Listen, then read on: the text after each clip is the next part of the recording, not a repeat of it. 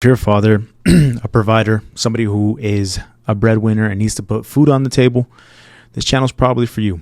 And if you're anything like me, you're working a full-time job and then you also want to pursue your own entrepreneurial things, right? You want to own a business, you want to start a YouTube channel, you want to trade stocks, whatever it is for you.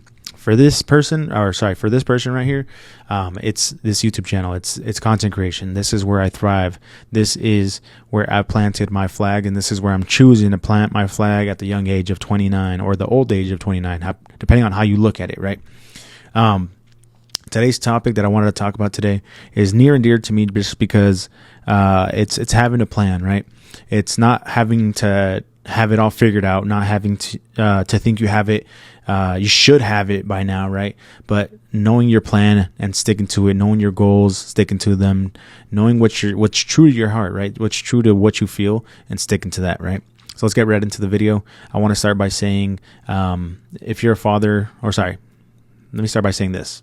My name is Mike. If you guys don't know who I am, I started this channel basically to document my journey into full-time entrepreneurship, to hopefully one day help other fathers basically pursue their own YouTube channel or content creation to be able to be with their family more, right? Anyways, with that said, welcome to the channel. If you guys are new, welcome. If you guys are returning, how do you guys like this new setup? It's a little bit more podcasty, a little bit more production-y, if you want to call it. But let's get right into the video. But yeah, not having it all figured out, that's okay. You know, I'm a dad of 4 right now. I just had a boy a couple of days ago, cute little boy. I have 3 beautiful girls at home and a wife at home too. You know, I'm at a job where I basically replace glass for cars.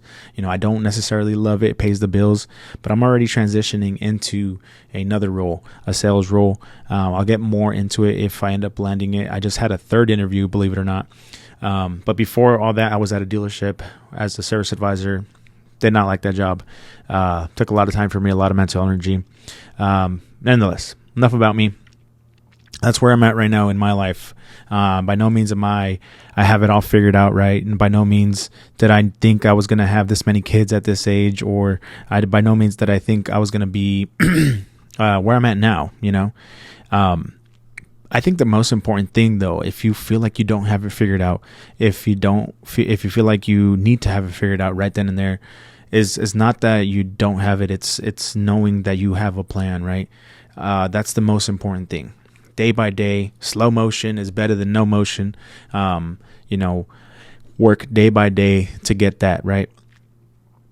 I remember feeling that when I was younger, and I still feel like that now, 29.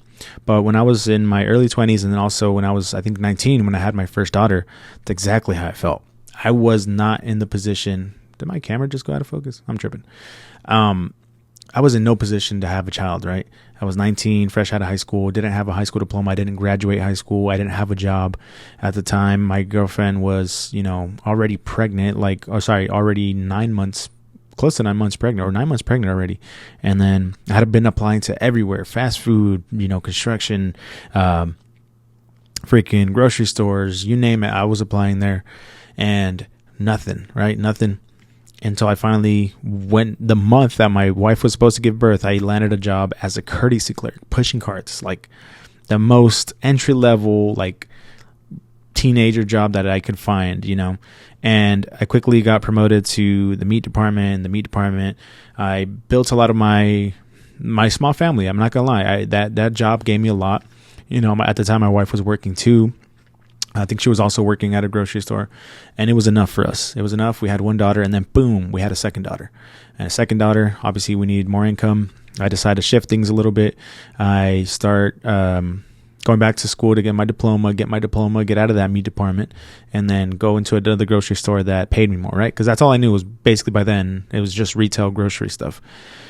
Not to bore you guys with the story too much, but throughout this whole portion of my life, right, when I was working at grocery stores, when I had 2 kids, I felt like I needed to have it figured out, right? And almost in a way, I felt like I kind of did figure it out, because compared to where I was when I first started my journey, right, when I first had my child, I had a job, I had a place, We had a car, so it's like on paper we were doing a lot better than we were doing, just a couple years ago. But then things change, right? Things happen. You want more. Either your wife wants more, your kids are gonna want more, right? Kids are always gonna want things. Kids are always gonna want toys. Your family members are gonna get sick. Family members are gonna, things are gonna happen. And you start to notice like you want more things. I don't even know how to explain it, but like your desire to help and that desire to provide, right? That's where the provider role comes in. It starts kicking in, and you start kind of realizing what it is to be a man, or a provider, for any of like the non-men that are watching this, a provider, and it's a heavy feeling when you start to realize like, dang, like, I want more. I'm not where I want to be at. And I need to go for it. I need to do something. And you're trying to figure it out, right? You start looking up on YouTube, or you start Googling, or you start now it's, ChatGPT, you're asking it, how do I become a millionaire? How do I make X, Y, and Z money? You look into going back to school. You look into getting a better job. You look into getting a lot of things, right? And then that's kind of where I was at. So fast forward to like 2020, I had been producing music for a long time. That's one of the things that got me into the whole creative diaspora, if you want to call it, of just like making things, right? Making things, creating, making nothing starting from nothing and making it into something. I started looking into selling my beats, selling my music online. That was one of the first businesses that I started because that's where I knew where to start. I didn't have any other background, right? And I never had a leg up on, I know guys start construction companies or landscaping companies or home renovation companies because they were kind of brought into that. My dad did do landscaping a lot of his life, and he took us with him a couple times, but he never, pushed that on us. My dad never wanted us to basically live the same life that he did, right? That's why he wanted us to go to school. That's why he wanted us to, do all these things. And that's just the cards that I was dealt. I learned how to do music production when I was very young. And like I said, that kind of expanded things for me. That's where kind of where my first plan was, right? I was planning on being a pro music producer, if you want to call it that. And then fast forward to, I think it was like during the pandemic, because I had microphones, because I had audio knowledge, one of my best friends hits me up, says, hey, like, do you want to start a podcast together? And at the time I was like, nah, I'm good. I liked my getting home, being with my family, getting on my laptop and just being in my zone, just making music unbothered, right? I don't want to put myself out there. I don't want to do anything else besides this, right? I want to be almost like in my own shell, right? And he's like, no, dude, I feel like you can really do it. I think, because of your knowledge, because of anything. And every time I talk to you, you seem to be very well spoken. Like when I talk to you about advice, like, exactly what to say type of thing. He's like, I think we could really do it. Just tell people what we're going through and what's happening in our lives and stuff to look back on it. And at first, like I said, I fought it. I was like, nah, that's stepping out of my comfort zone. I don't want to do that. Get away from me. And, I came around and I was like, it was the pandemic. I was like, you know what? Who cares, right? At the time, like I was literally just living to work. If you worked in a grocery store, right, during the pandemic, like, that like there was work from morning to night. I was overworked, freaking at a grocery store. I hated it. And I was like, you know what? Let's do it. It's something different. It's something new. Let's take a crack at it. So we ended up buying some podcast microphones, freaking overnighted those things, paid extra. We got them. We unwrapped them. We set them up. We started talking. And we were trash. First episodes were complete garbage. But just to reintroduce it to the topic, right? Not needing to know that you have it figured out, not needing to know that you have it all planned out, but just starting anyways. Just going for it. You develop the plan along the way. Some people have a plan from the beginning, right? I'm going to go to school. I'm going to graduate. I'm going to do this and I'm going to do that. That's a plan, right? As long as you know where you want to get to, you can figure it out along the way, right? Sorry. And along the story that I'm telling, you're going to kind of see that happening a lot. So we do the podcast.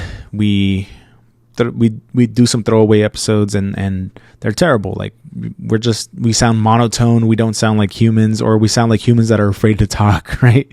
And we finally get to the point where we're okay with dropping an episode, and it does really well. It does really well. A lot of people were home during the pandemic, so they had time to listen to podcasts. A lot of people from our hometown like freaking loved it. I would get DMs saying like, dude, your podcast is hilarious. Like, you guys, when's the next episode? This and that. And it kept us consistent. So we're like, okay, this is the plan. Like, this is what we're going to do.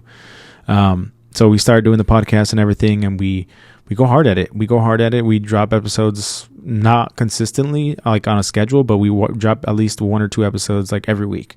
And people like literally like strangers DMing us saying like how much they loved it, how much it's helping them. The podcast was basically like a self-improvement podcast, kind of like what this is, but with what's the word I'm looking for? With comedy, right? With our comedic stylings kind of thrown in a little bit. And we did really well. So that was the plan. So yeah, that guy that I'm talking about, he worked at Target at the time.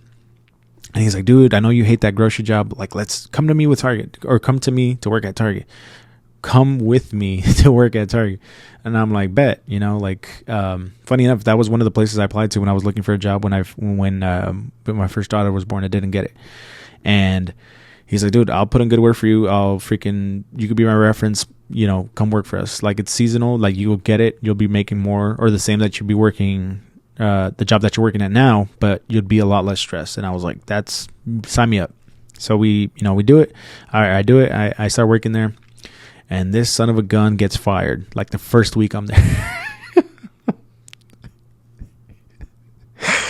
He gets fired. He gets literally fired from the job that he got me. And I'm like, bro, how do I look now? I look like,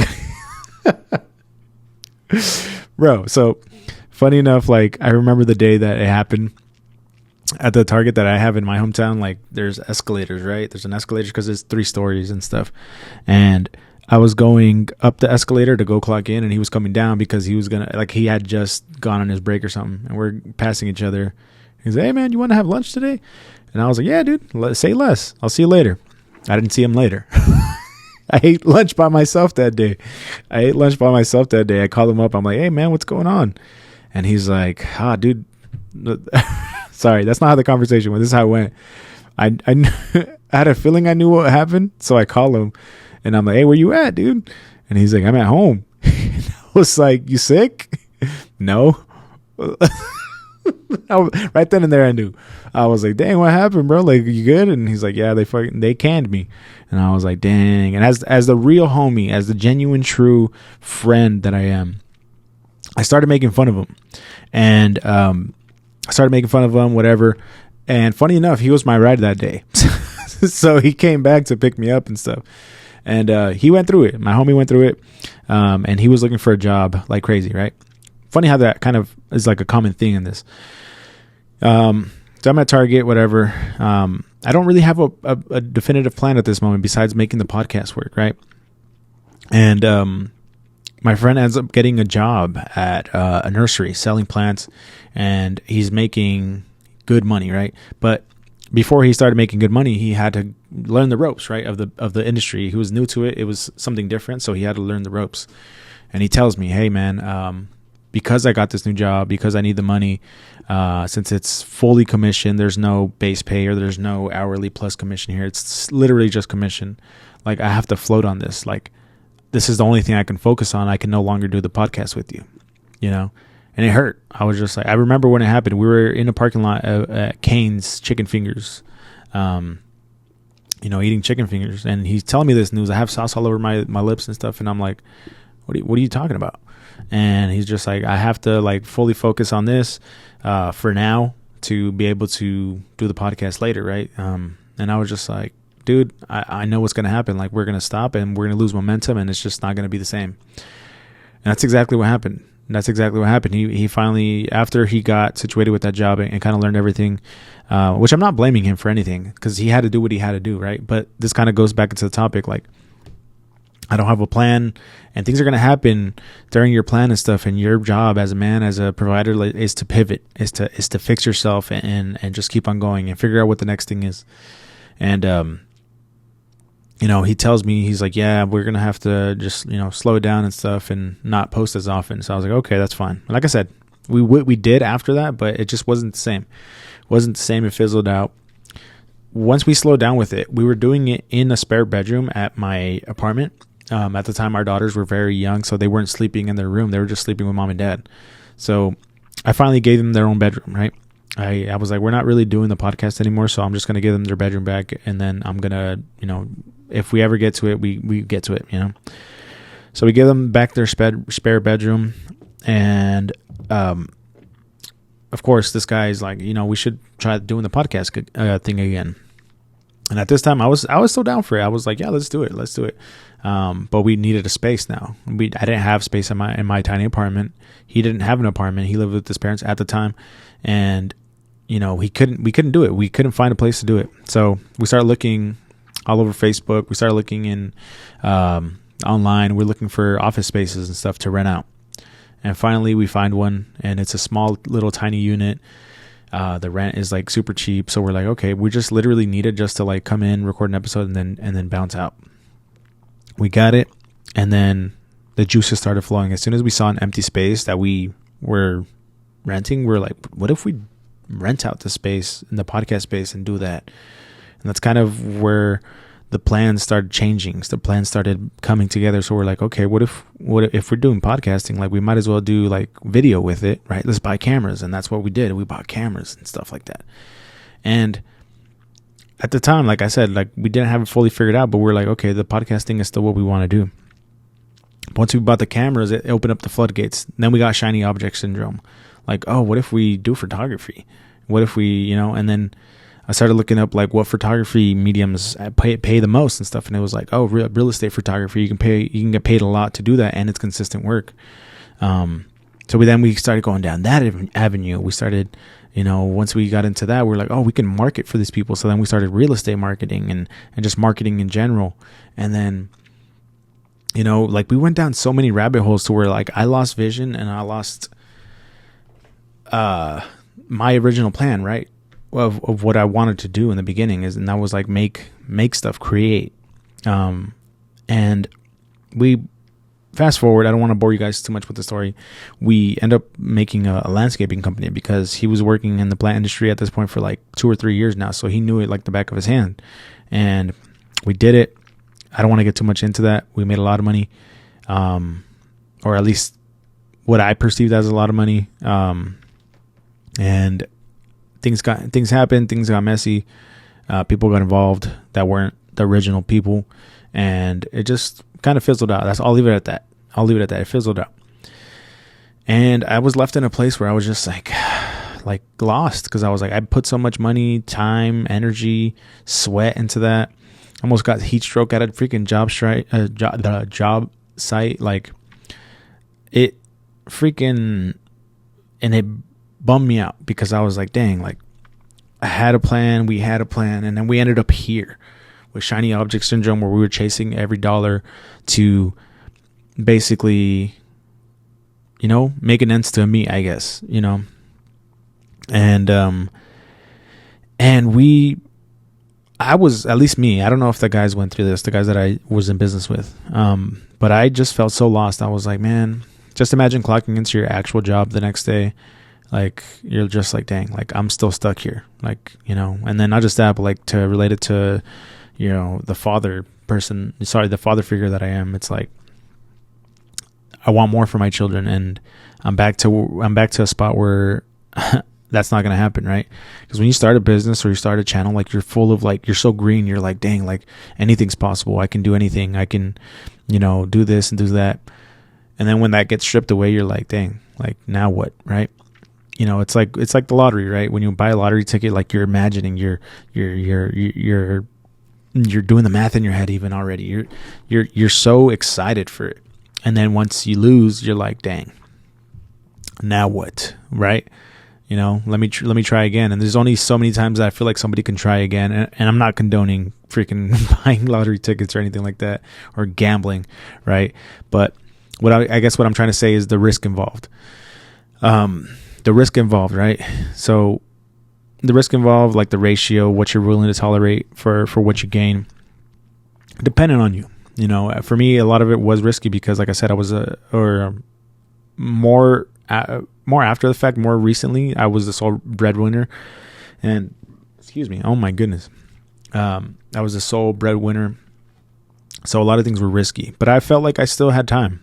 And now let's fast forward to here right now, the person that I'm looking through down the barrel of the camera.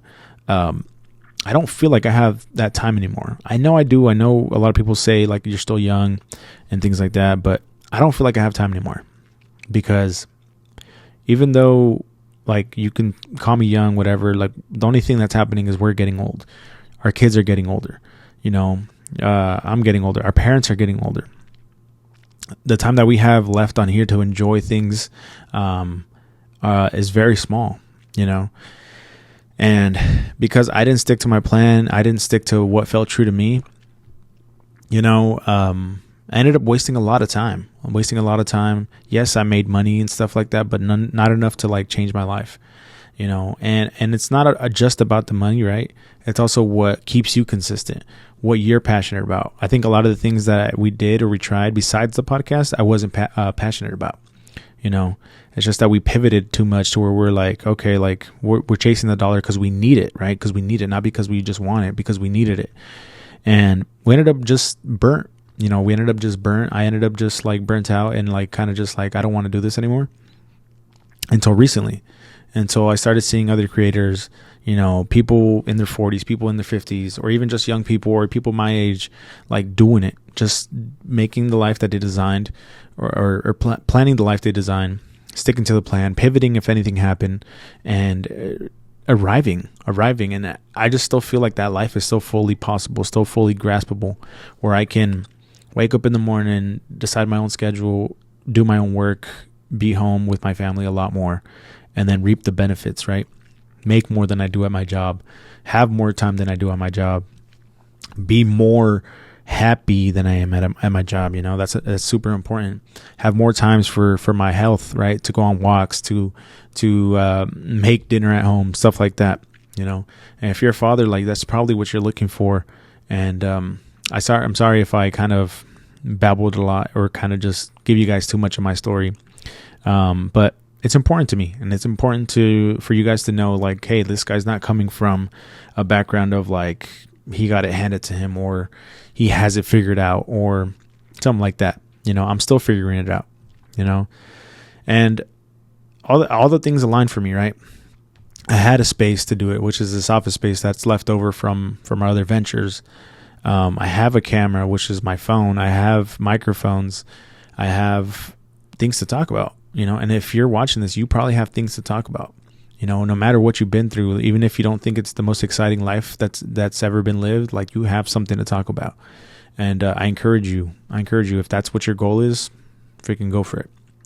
But that's basically where I'm going to leave the video, because it's kind of up to you guys to figure it out. What your plan is, what you guys are going to do to provide, thrive, and then continue is the most important thing. Like always just looking for the next thing, or not the next thing, but the next step, not the next thing. Don't do that. Don't do what I did. The next step, right? For your goal, for what's true to you, for what you're passionate about, keep that. Don't let it go, and just look for the next step, not the next thing. That's fire. I'm not gonna lie, that's fire. All right. But I'll talk to you guys later.